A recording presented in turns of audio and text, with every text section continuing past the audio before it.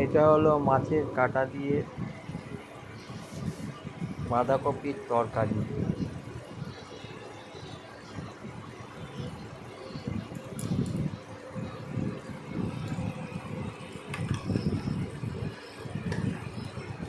নমস্কার বন্ধুরা, আপনারা কেমন আছেন? নিশ্চয়ই ভালো আছেন। আমি হলাম আপনাদের প্রদীপ। আবার আপনাদের কাছে চলে এসেছি একটা সুন্দর রেসিপি নিয়ে। রেসিপিটি হলো কাতলা মাছের কাঁটা দিয়ে বাঁধাকপির তরকারি। এই ভিডিওটা আপনাদের কাছে ভালো লাগলে আপনারা অতি অবশ্যই সাবস্ক্রাইবার, লাইক এবং কমেন্ট করে জানাবেন। পারলে বেশি করে শেয়ার করে দেবেন। তাহলে ভিডিওটা শুরু করা যাক। রেসিপি রুই মাছের কাঁটা দিয়ে বাঁধাকপির তরকারি। একটা আলু নিয়ে নিলাম,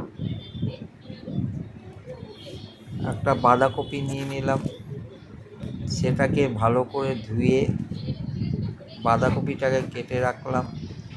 তারপরে রুই মাছের মাথা নিলাম,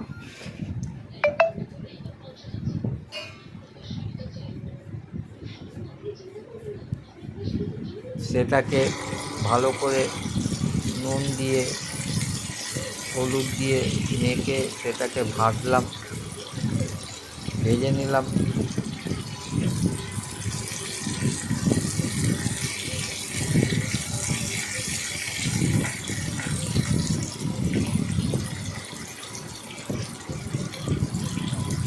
রুই মাছের মাথাটা আমার ভাজা হয়ে গেছে।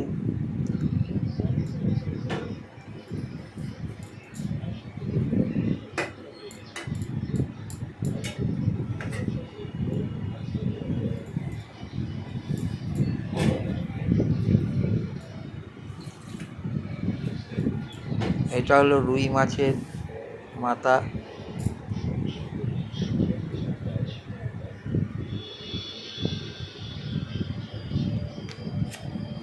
ভাজা ভালো করে ভেজে নিয়ে একটা পাত্রের মধ্যে রাখলাম।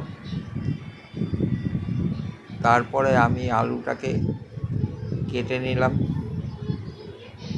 তারপরে গোটা গরম মশলা, 2-1 পিস শুকনো লঙ্কা, তেজপাতা এবং ম্যাগি মশলা নিয়ে নিলাম। তারপর কপিটাকে ভালো করে কেটে নিলাম।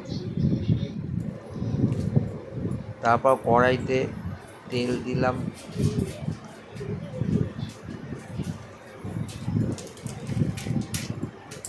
তেল দেওয়ার পরে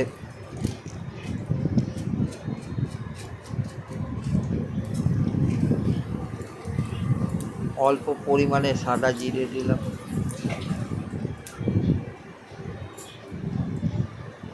তার মধ্যে তেজপাতা দিলাম।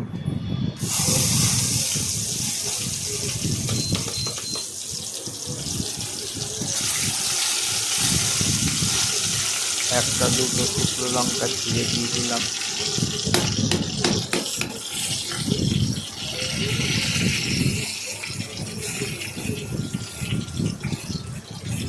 এরপরে আমি তার মধ্যে গোটা গরম মশলা দিয়ে দিলাম।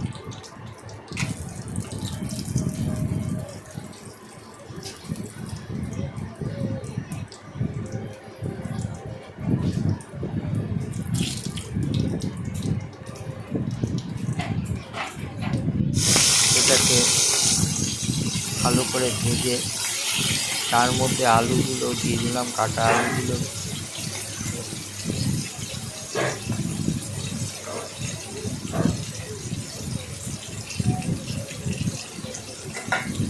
দিয়ে সেটাকে ভালো করে আলুগুলোকে ভেজে নিলাম।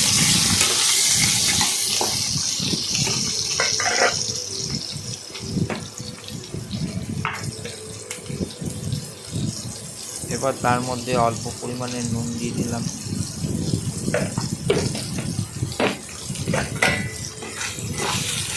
নুন দিয়ে অল্প পরিমাণে হলুদ দিয়ে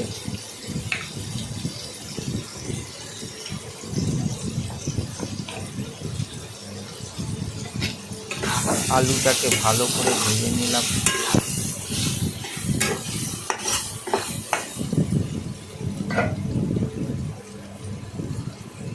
আমার আলুটা ভাজা হয়ে গেছে। এরপরে আমি তার মধ্যে সেই বাঁধাকপি কাটাগুলো দিয়ে দিলাম।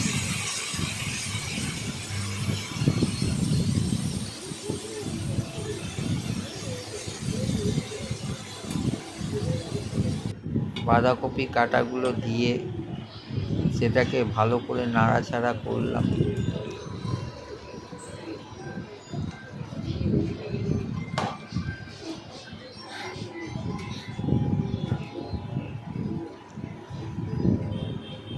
এদিক ওদিক করে ভালোভাবে নাড়াচাড়া করলাম। তারপর তার মধ্যে ম্যাগি মশলাটা দিয়ে দিলাম।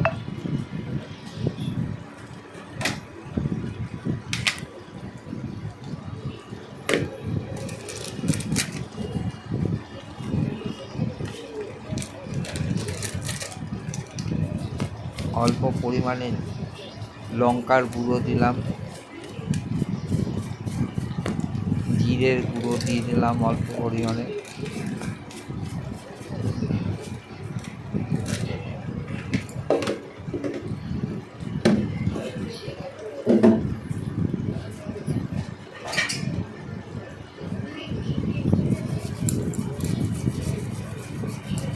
তার মধ্যে কিছু কিছু করে আদা বাটাগুলো দিয়ে দিলাম, আদাটাকে কেটে দিয়ে দিলাম।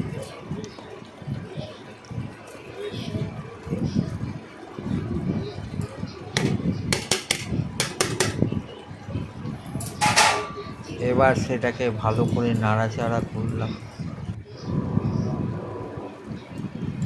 অল্প পরিমাণে চিনি দিলাম। এবার রুই মাছের কাটাগুলো দিয়ে দিলাম এর মধ্যে।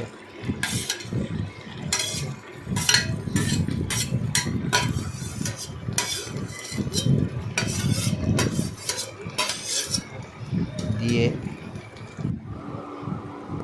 এরপরে সেটা খানিকক্ষণ আঁচে রেখে দিলাম যাতে বাঁধাকপিটা টানে। মাঝে মাঝে এদিকে ওদিকে নাড়াচাড়া করতে হবে, নাহলে পুড়ে যাবে। এদিকে ওদিকে নাড়াচাড়া করলাম বাঁধাকপিটাকে। এই ভিডিওটা ভালো লাগলে অতি অবশ্যই লাইক ও সাবস্ক্রাইব